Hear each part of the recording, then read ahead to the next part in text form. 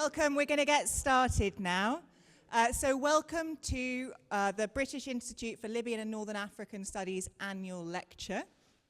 So we're delighted to see you all here today. And before I introduce our illustrious speaker and our president, I'd just like to draw your attention to a very recent publication by BILNAS, by Virginie Prévost, which is a book about the Ibadi mosques of Djerba. There's some copies outside. It's beautifully illustrated. And for tonight only, I believe, Pauline, there is the bargain price of £30 a copy, but you can also get it on our website. But I really would encourage you all to take a look at it and also to get a sense of the sorts of archaeological monographs that we produce here at BILNAS. And if you're interested in publishing anything on North Africa with us, please talk to our publications manager, Dr. Victoria Leach, there, as we have some very positive steps forward in terms of open access publication moving forward, and we're very keen to get more volumes of this sort in our series. But with that, over to tonight's business. So I'm very happy to present to you today our president, Professor Nick Barton, who has recently retired from his post as Professor of Paleolithic Archaeology at Oxford, as an Emeritus Fellow of Hertford College. Now, Nick has had a long and varied career. He started out as an inspector of ancient monuments at English Heritage, working on the Monument Protection Programme, before he moved to the University of Wales at Lampeter, and then on to Oxford Brookes, and later the Institute of Archaeology at Oxford. Now, he's always been interested in caves and cave archaeology. He's worked in Britain, in the, I'm going to slaughter these, Tobrian and Wye valleys, and abroad in Gibraltar. And for the last 23 years, he's worked in cave sites across Morocco. He's known as a specialist in Paleolithic stone tools and is a lapsed practitioner, he says, in the ancient art of flint knapping, which he studied under the late Francois Bourdais at Bordeaux University. And today he's going to talk to us about his latest project setting in Morocco, looking at changes in early human behavior. And I believe there's some very exciting new discoveries to present. So over to you, Nick. Thank you. Thank you very much, everyone. I hope you can hear me. I can hear myself, which is a bit disturbing. I wanted to really talk to you about a number of projects that I've been engaged in the last so many years. Starting with, or one likes to, I don't like to start with these sorts of maps, but it's a map with a lot of arrows. And until recently, I think North Africa was very much seen as being on the periphery of debates about human origins. This is because most of the attention had been focused on core areas, for example, in South Africa, but also in East Africa. And it was assumed that regions like the Maghreb in northwest Africa that were very much on the edge, on the periphery, that they received populations of modern humans at a later time, Homo sapiens, and therefore that there was a delayed appearance in cultural influences from the core areas in the East. Now, this view has been partly influenced by our knowledge of the changing geography of the Sahara.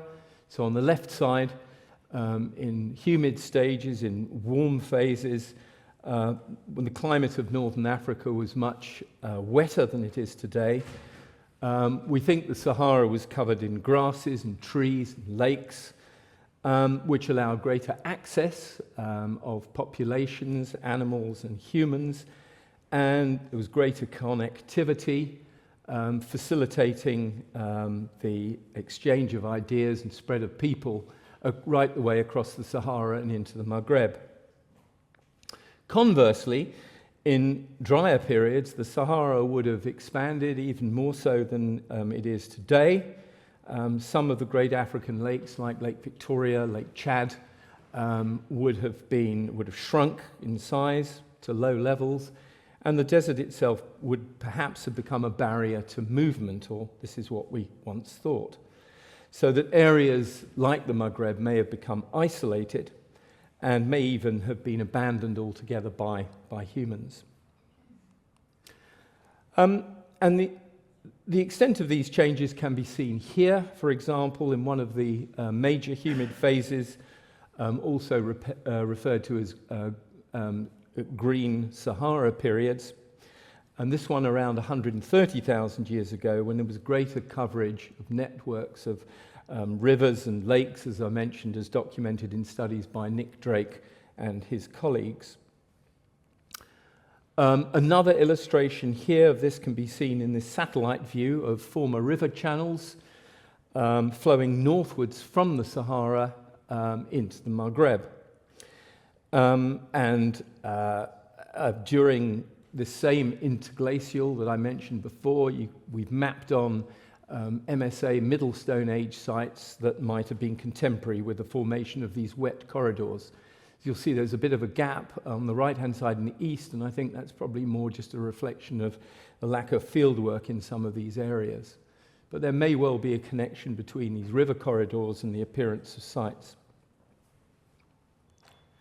And of course, a much more recent period, in the African humid period, dating back perhaps as early as beginning about 15 or 14,500 years ago. These are examples of Neolithic rock art appearing in the Sahara during one of these sort of slightly wetter periods, with animals present that are now extinct, of course, in the desert region.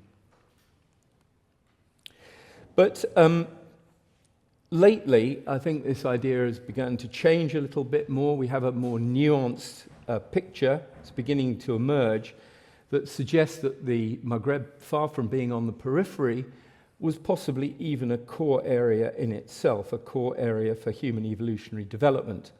This has been suggested by papers, including Skerry and others, that have proposed that Homo sapiens may have evolved independently in several different centres across the continent and at different times. Such ideas have been prompted by the redating of sites like Jebel Yahud in southern Morocco, which have indicated a much earlier presence of anatomically modern humans in the Maghreb.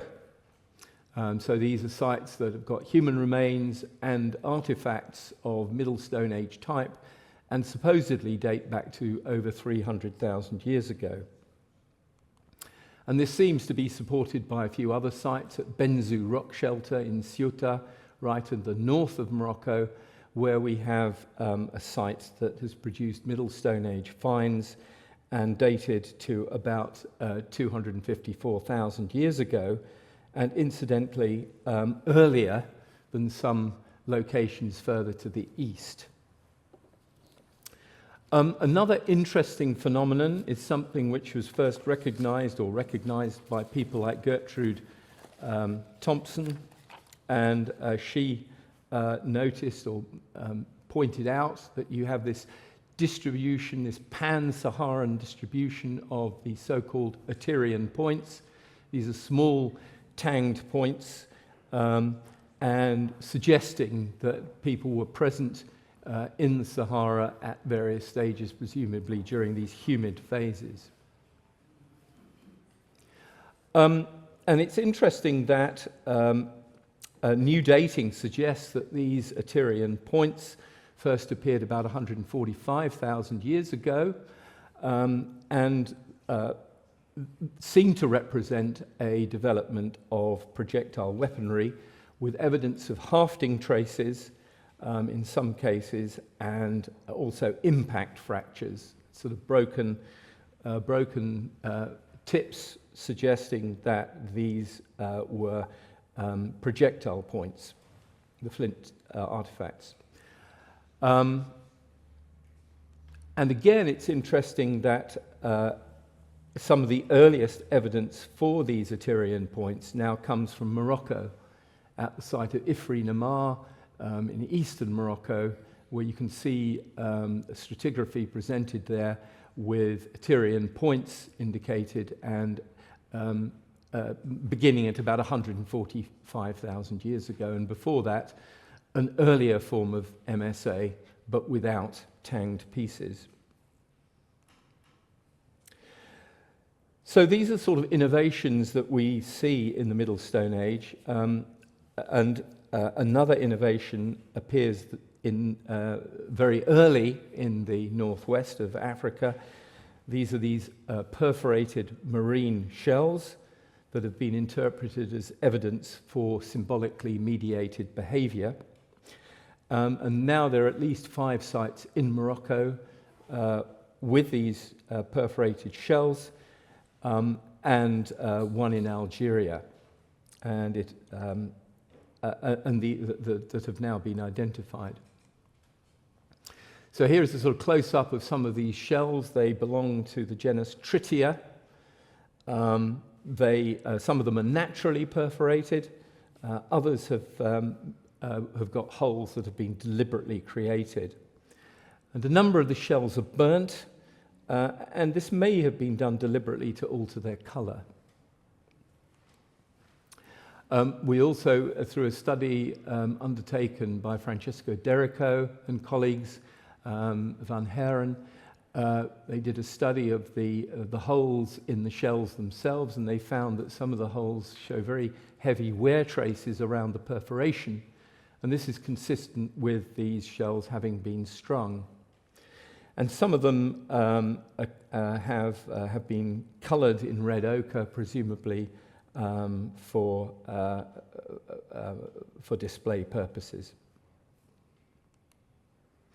And again, it's interesting to note that these marine shell bead ornaments in the MSA of North Africa, appear very early in Northwest Africa, even earlier, we think, than Southern Africa, and similar ornaments found in the Near East, although there's a continuing argument over that.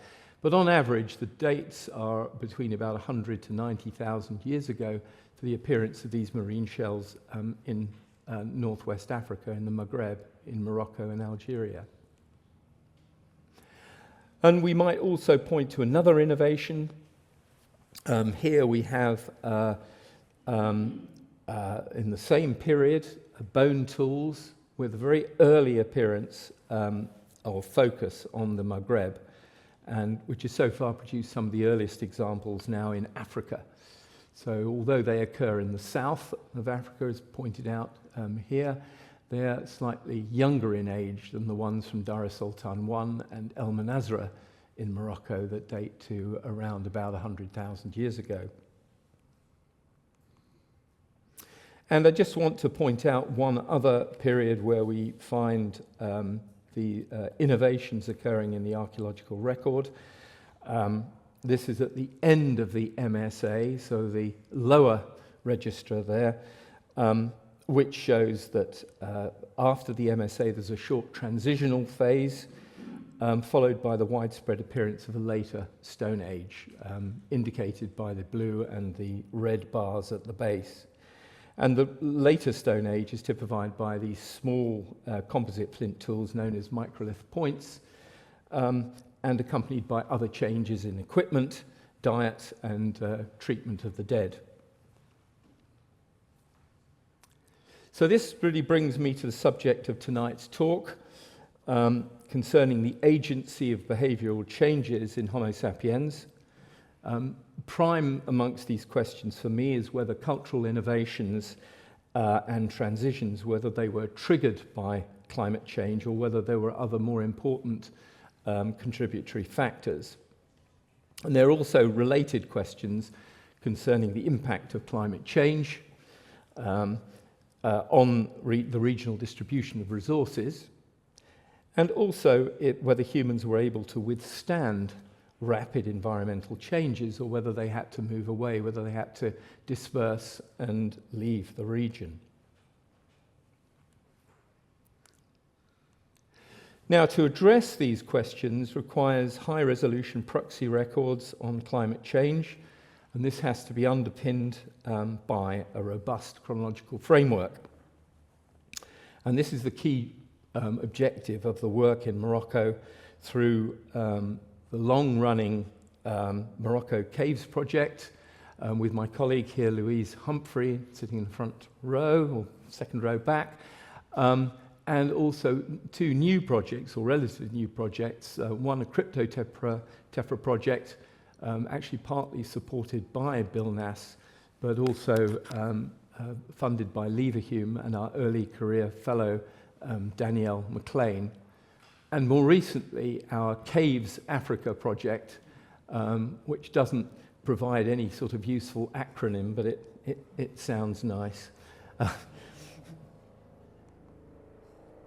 So a little bit about the methodology that we're using before I go on to describe 1 or 2 of our very, very preliminary results. First thing to say is that we rely on various types of environmental evidence, proxies, for reconstructing past climate. And I know many of you in this room are familiar, but just to go over some of the things that we are looking at as part of the Caves project. Clearly, in terms of environmental proxies, the most important evidence probably comes from charcoal, phytoliths, and plant pollen. And these provide information on vegetational succession. And these are just some of the publications looking at pollen in lake sediments and from the bottom of the ocean. And these provide indicators of environmental change, so that we can build a picture of past habitats, past environments in Morocco. At the top, we have coniferous forest. On the left, Mediterranean mixed oak woodland. And on the right, at the bottom, dry grassland habitats. And another proxy comes from small mammals that are brought into the caves by natural predators such as owls. And so we look very carefully for owl pellets in our archaeological cave sequences. And these can tell us about the local environment near the caves because the owls do not range very widely. And the kind of information we can get is on past moisture regimes. These can be calculated from oxygen and carbon isotope ratios in the teeth, for example, of gerbils.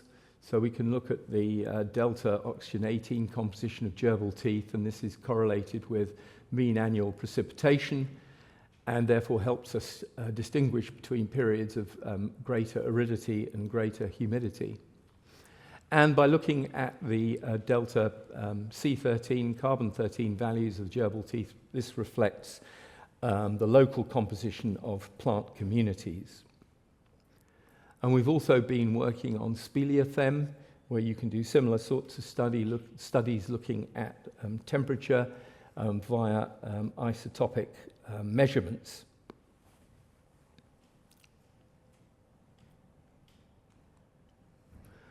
And of course, another key to this are the marine records. And so these can also provide high-resolution proxy records from the Atlantic coastal shelf covering the last 240,000 years or so. This is just to show how fast we work. So this is Danielle McLean, and she's sampling one of the marine cores. And the kind of information that we can get on the right-hand side, we can get information about dust records from the Sahara, which the dust comes off the Sahara, lands in the ocean, sinks to the bottom of the ocean, and we can, by coring, or looking at cores from the bottom of the ocean, we can detect arid phases in the ocean record, reflecting what was happening on land.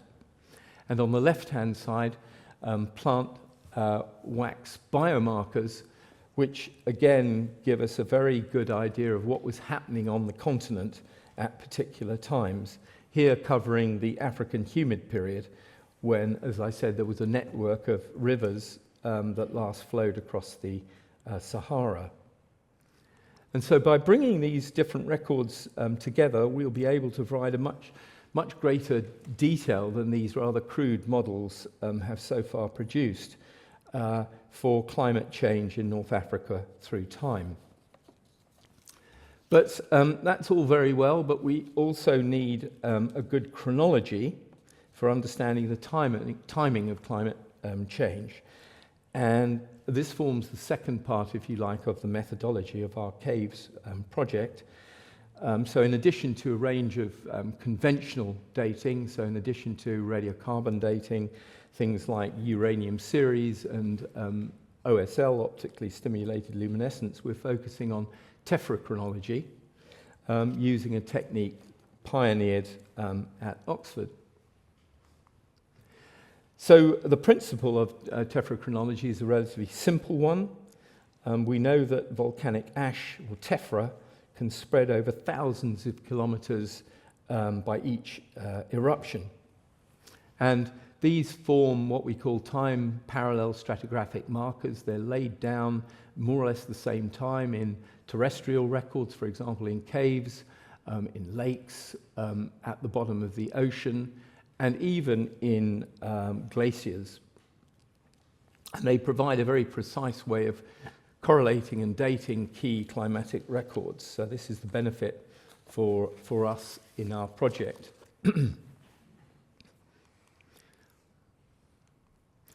Cryptotephra is distinguished from visible tephra by lower concentrations of volcanic glass, shown here. So this very low concentrations that we can pick up, for example, in the marine core.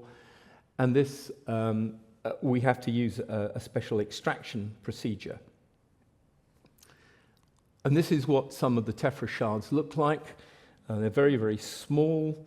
They're often between 30 and 100 microns in size. And the interesting thing is, which makes them really very good tools, is that the geochemistry of the glass itself acts as a fingerprint, so that we can identify different eruptions even from the same volcanic source. And this, in this way, it's possible to link visible tephras, for example, near the volcanic outcrops, to archaeological deposits and also to marine sediments. So if all this works, we have a very powerful chronology. And this is just to show some of the nice pictures of the places that the team goes to. This is sampling of tephras in the Azores earlier in the year, partly funded by BILNAS. There's a very big gold caldera at the top, and then people clearly not enjoying themselves doing field work at the bottom. And just another view to show some of these enormous volcanic deposits on the Canaries, but here again still back on the Azores, and sampling of this material. So obviously this takes a great deal of time, and this is really how we spent much of the first year of this particular project. We're also looking at the caves themselves. So this is an example from Grotte de Pigeons at Tephrochronology, and these little white columns you can see are all samples where we've taken tephra from.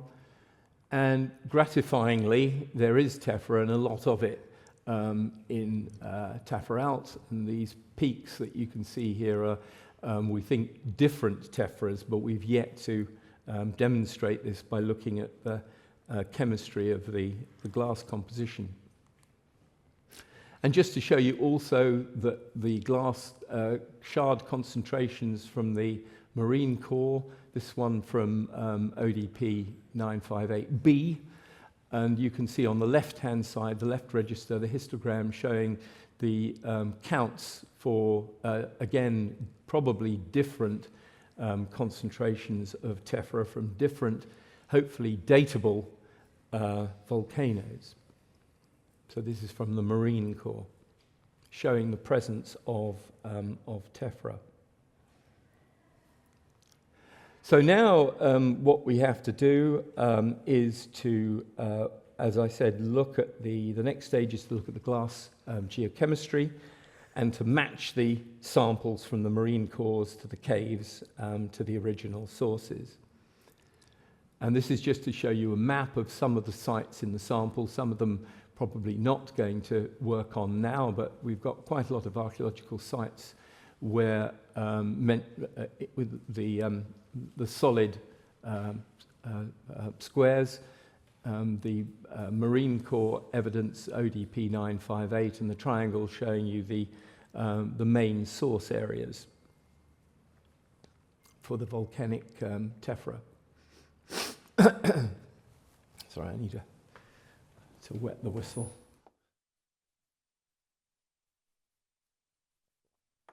So that was part one, and what I wanted to do is to glide over and look at some of the very early results. This part of the talk is a little bit, in a sense, a bit disappointing because I haven't got an awful lot to say, but I've got some ideas that I'm going to throw out there, and I'd be very interested to hear in anyone in this room's reaction to them. So this is one of our key sites that we've been working on for a long, long time now. It's the Grotte de Pigeons in the north. Actually, just to indicate it, I can't get this working very well, but it's up here. And it's a site that we've been working on for many, many years as part of the Morocco Caves project with Jalil Bouzagar and Louise Humphrey. It's a very big cave opening. I don't know if you can see at the base there's a car, just to show you the scale and the big opening of the cave itself. It's a site that's been known for many, many years. It's a postcard here from 1908. We think it's first mentioned about 1907. And subsequently, there's been various investigations at the cave by a ruleman in just after the war, and then a bit later on, major excavations by Jean Roche in the 50s and the 60s, and even into the 1970s. The most recent field work is by, as I said, our Moroccan UK team, and this has shown that although the earlier work has removed huge amounts of deposit from the interior, but there's still very, very extensive archaeological deposits that cover a period of more than 160,000 years, we think. So I'm going to concentrate really on the upper part of this sequence, which includes the transition from the MSA to the LSA. And Tephrochronology has probably one of the best preserved or surviving sequences of this period. So this is the period that I've highlighted here, the yellow stripes, and therefore we're looking at a period of roughly from about 27,000 years ago to somewhere around about or after 15,000 years ago. So this slide shows a very deep sequence of sediments near the mouth of the cave with more or less continuous occupation shown by the darker sediments at the bottom, which are in fact hearths. And then I don't know if you can make out, there's what we call, there's a major rockfall. And then above that rockfall, we have this an industry that we don't quite understand. And above that, starting at around 23,000 years ago, the later Stone Age, or the LSA, known locally as the Ibero-Mauritian. And this is a very curious industry, the intermediate industry that I mentioned above the MSA. We don't really have a name for this cultural unit above the MSA, and for the moment we're calling it intermediate for want of a better term. It differs from the late MSA, rather interestingly. There's an absence of the Levallois prepared core technology, and this rather unique presence of large pick tools and adzes with refitting flakes. There's a refitting flake here. We have more to these adzes which show that they were made on site. Here's an example of these large adzes, which are of great interest to us because they're non-local. They're metamorphic rocks, they're quartzites from sources that we think are at least 20 or 30 kilometers away from the site. And we don't have many examples of these materials, or at least these raw materials, from the underlying MSA deposits. We think they were probably specialized tools, maybe hafted and used like this, unlike ordinary axes, which are hafted differently in a sideways action. So these adzes, traditionally they're thought of as being woodworking tools, but we know that they can be used for a range of other things, including, say, for digging materials like edible tubers and roots. So there's some experiments to be done there. So far, we haven't done a great deal of work. We haven't got a lot of evidence for the environmental change at this time, but one of the things that we notice initially is that we have a change in the sort of local vegetational environment, starting with Mediterranean oak woodland in the MSA, and then in the middle there, with the intermediate, we have a change to charcoal, a change in charcoal that indicates that the presence of cedar. And that's interesting because it grows today at much higher altitudes in the Atlas and indicates cooler conditions than at this altitude today. And then there's a change back, we think, to the Mediterranean mixed woodland, oak woodland, found in the layers above. And it shows at least that people were present at a time of environmental change and the cave was not abandoned. So that's one significant change. I now want to look at, in more detail at the changes we see from this so-called intermediate archaeology, intermediate industry, to the later Stone Age, which, as I said, begins at Tephrochronology at about 23,000 years ago or so and is characterized by a bladelet technology, very, very different from the flake technology that you get in the intermediate, with different raw materials, fine-grained rocks, but smaller, made on local river cobbles.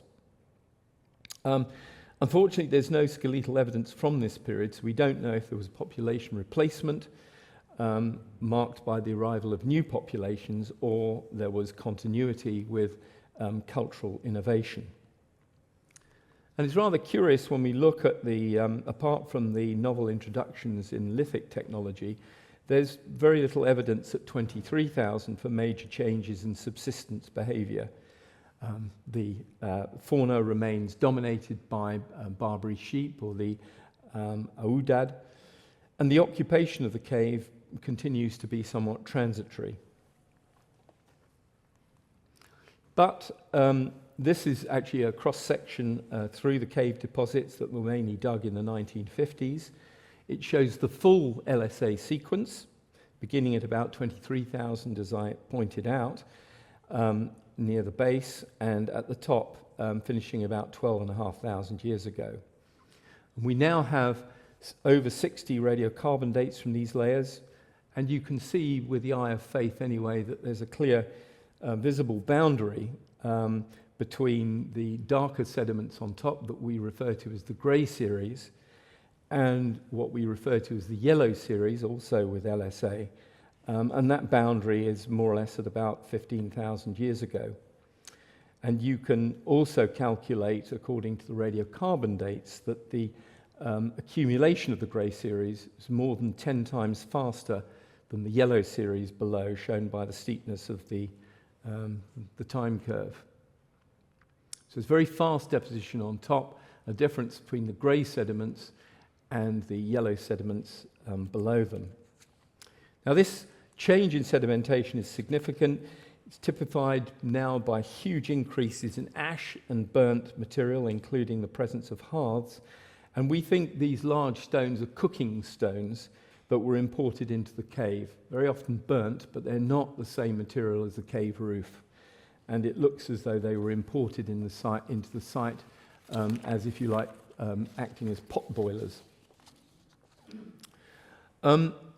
There are changes in the material culture. We see additions like this, these large grinding stones, Some of the these are some of the examples that were recovered, including a rather circular pestle there. They're usually slightly dished in shape on one side and show traces of red ochre. I think you can just make out the red ochre. And on the example on the right, very difficult to see, but you might just be able to make out some engraved lines that have been interpreted as stylized horns of Barbary sheep. So this is something we don't get so much in the yellow series, but there's a big change, and we have them in the grey series. Likewise, typical of the grey series are enormous numbers of edible land snails. And these seem to have been brought to the site for human consumption. Such snail-rich deposits are found at many sites across the Maghreb, where they're known as escargotières, or simply snail middens. And at Tephrochronology, we have only 5 main snail taxa recorded in the grey series, all of them edible. Mainly burnt, and based on apical counts, the top of the snails, we estimate that there could have been somewhere in the region of about 60 million snails in these midden deposits. Also present for the first time in the grey series are bones of great bustard. Butchery patterns on the bones indicate that these were deliberately processed, although we don't know how common they were in the diet. Another novelty in the grey series is the occurrence of very large quantities of alfalfa grass in the form of phytoliths and charred plant remains, and all that remains of the grasses are the charred roots, and this has led us to understand that they must have been harvested by pulling them out of the ground, not by cutting. They're also very tiny seeds that these have, and so it's unlikely that they were used for food. But actually, rather interestingly, that this is the traditional way that grasses are harvested for making into baskets. And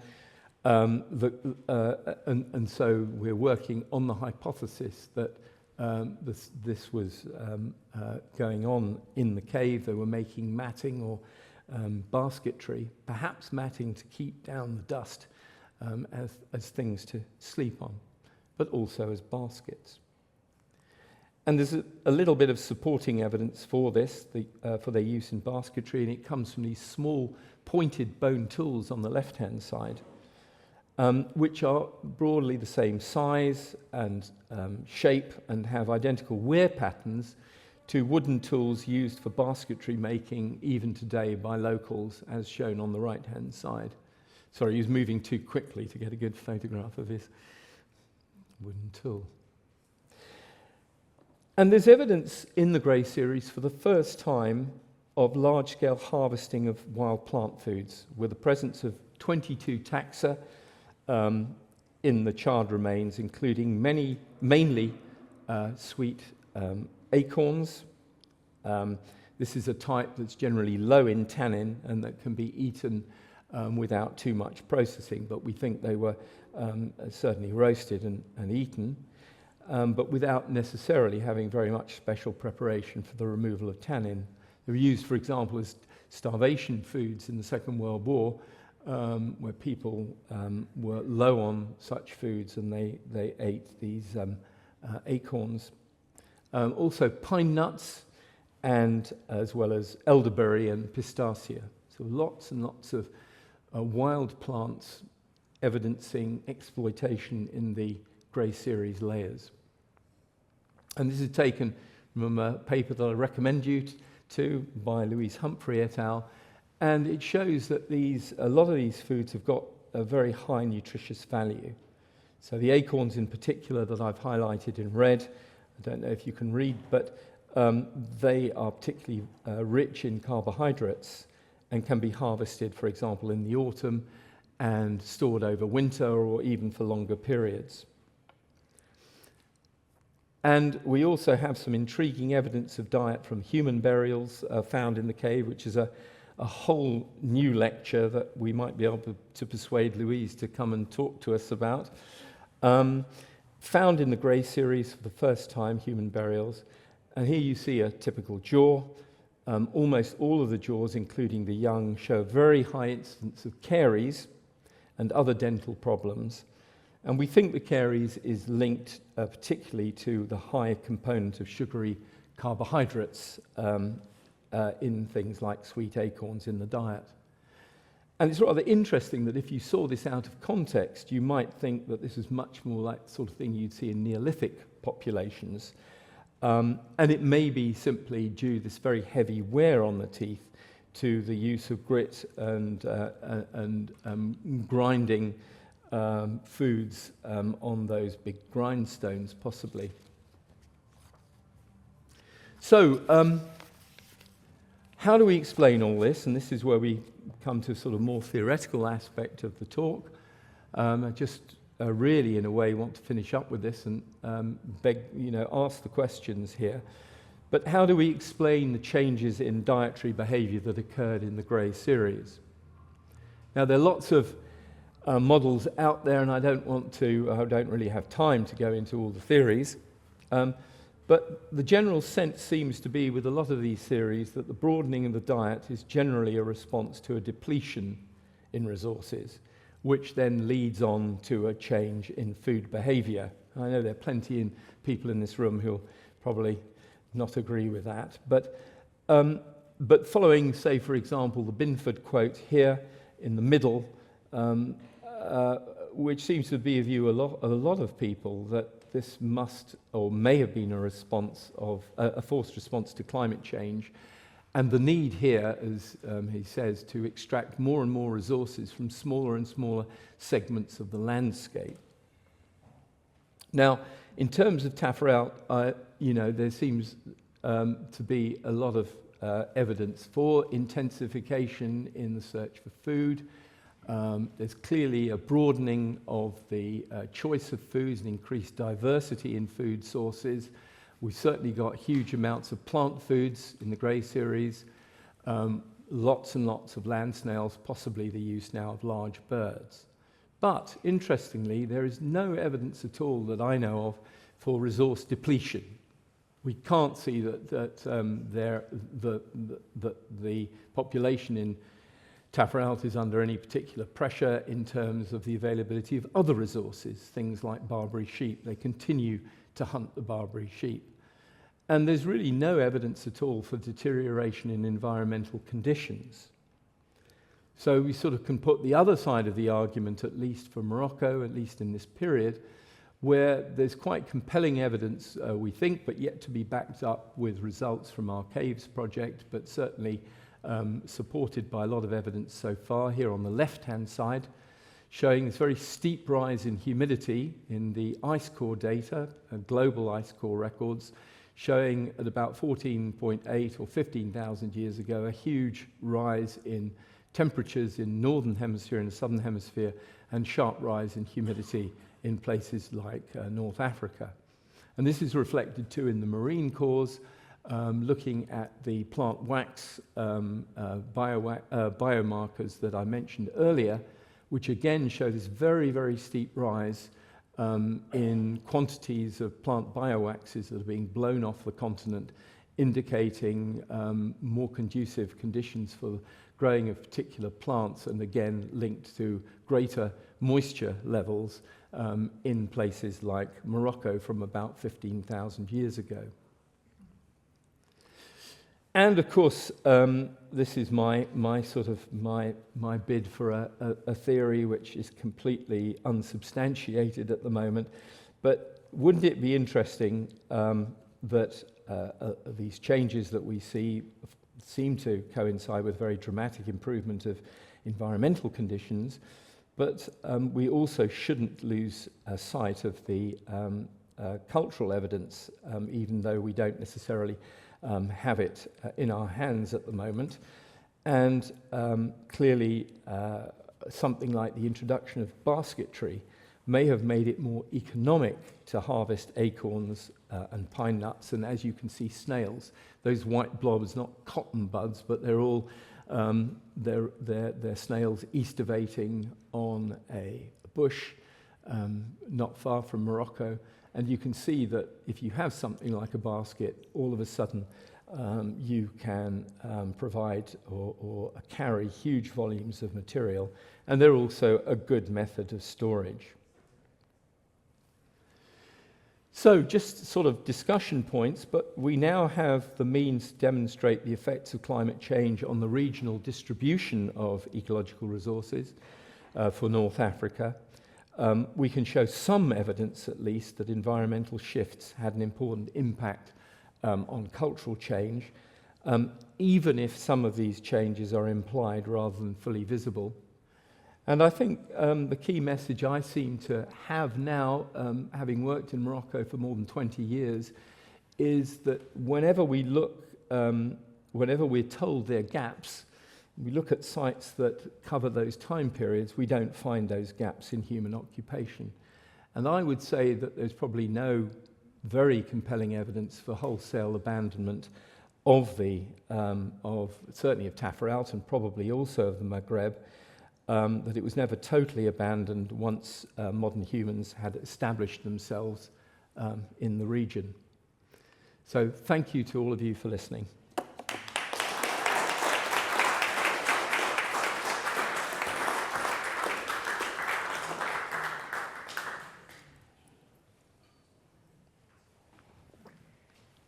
Thank you very much, Nick, for this excellent presentation of some of the preliminary results from your ongoing project, and many questions, and many of these questions are extremely relevant to the contemporary world, such as climate change, environmental changes, and so on.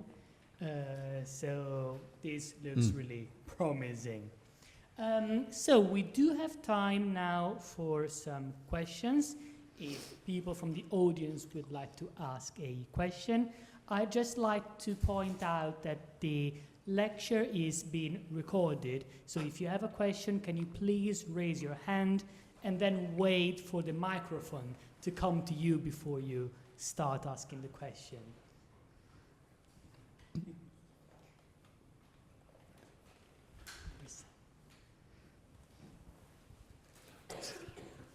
Thanks for the fantastic overview. I've got so many questions, I don't know where to start. But let me start with your intermediate industry. That's a rather strange collection of artifacts. I wasn't quite clear whether that is an assemblage unique to Tephrochronology Cave or whether you are finding it at the horizon across Morocco or North Africa. And also what came before it, because you sort of rather jumped from the Moustine with the Levallois at 100,000 years ago, and then we went down to 30,000 years ago. Is the Levallois continuing right up until that starts?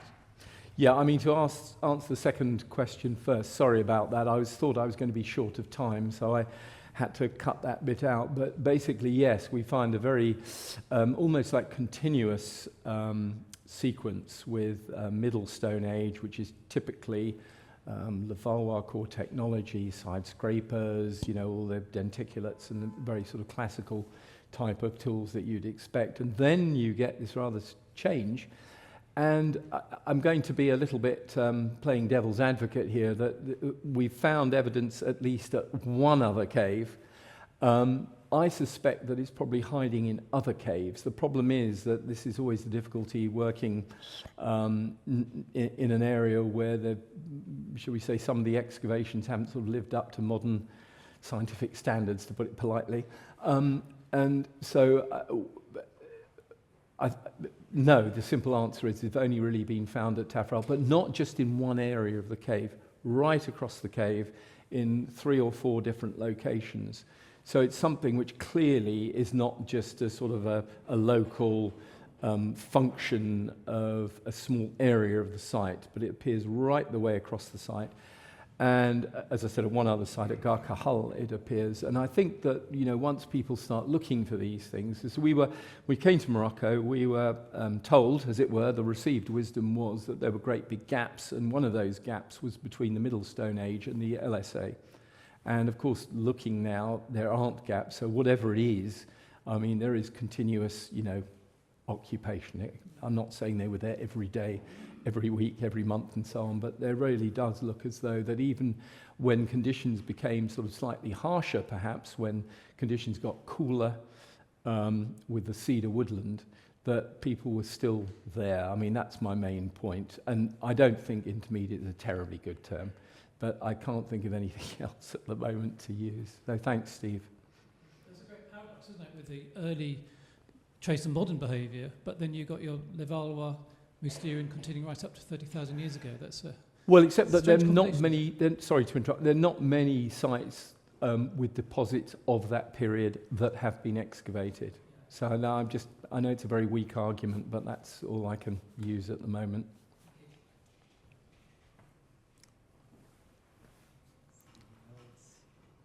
Thank you very much for a really great synthesis presentation. We discussed this on a one-to-one basis before, but as you know,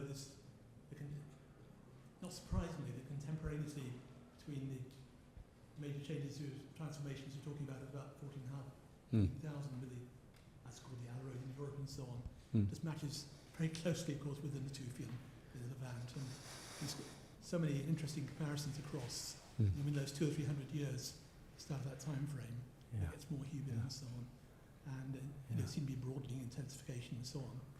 But I won't take it any further here. But I know you're very aware of this contemporary.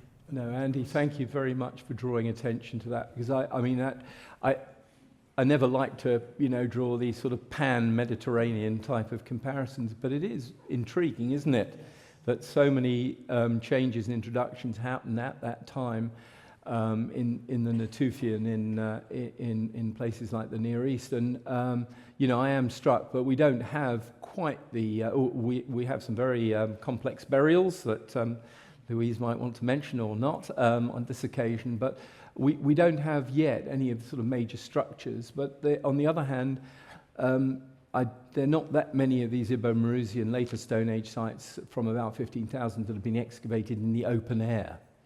And I suspect once that happens, we'll get the pits, the storage pits, we'll get the hut circles, and we'll get a lot of the complexity that we see in the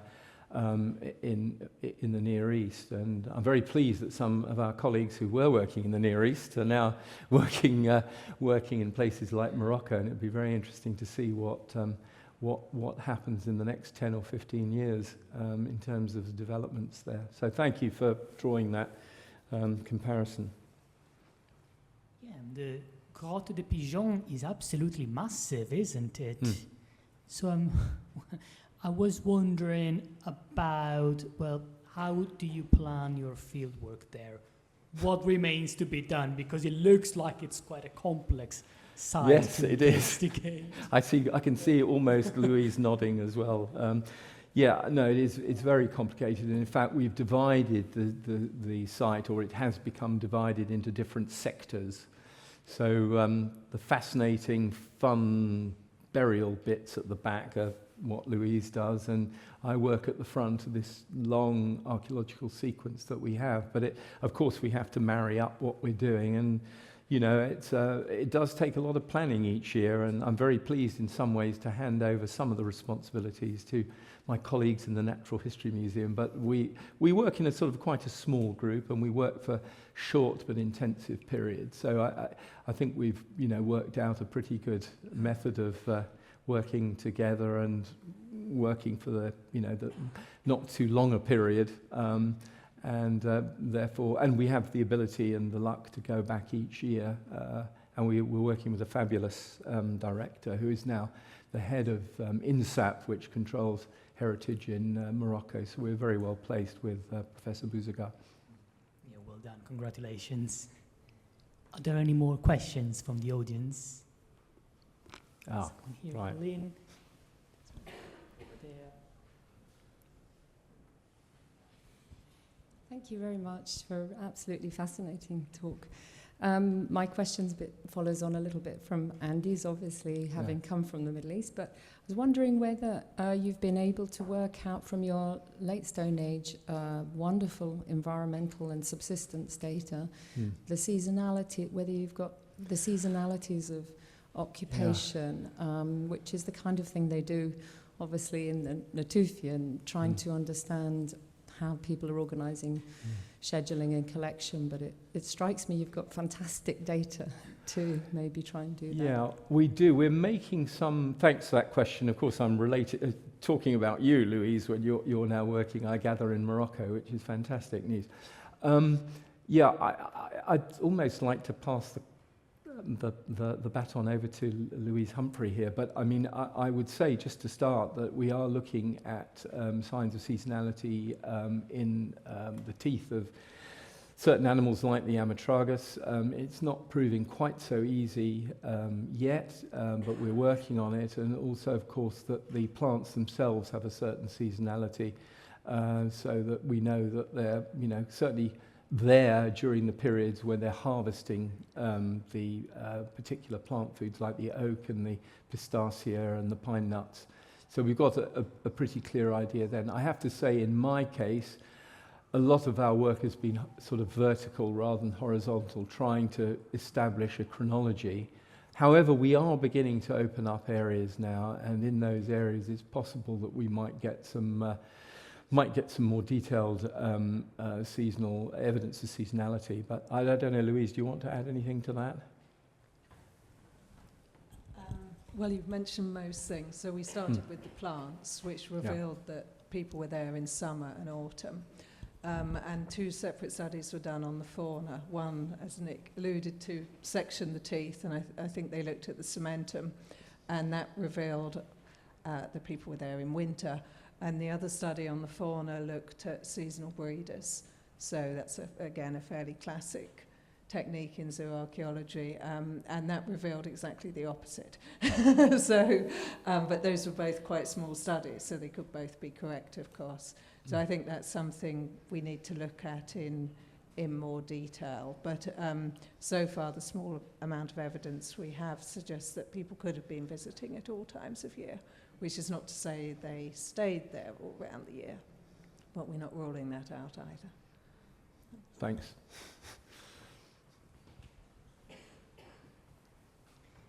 Anyone else? Right.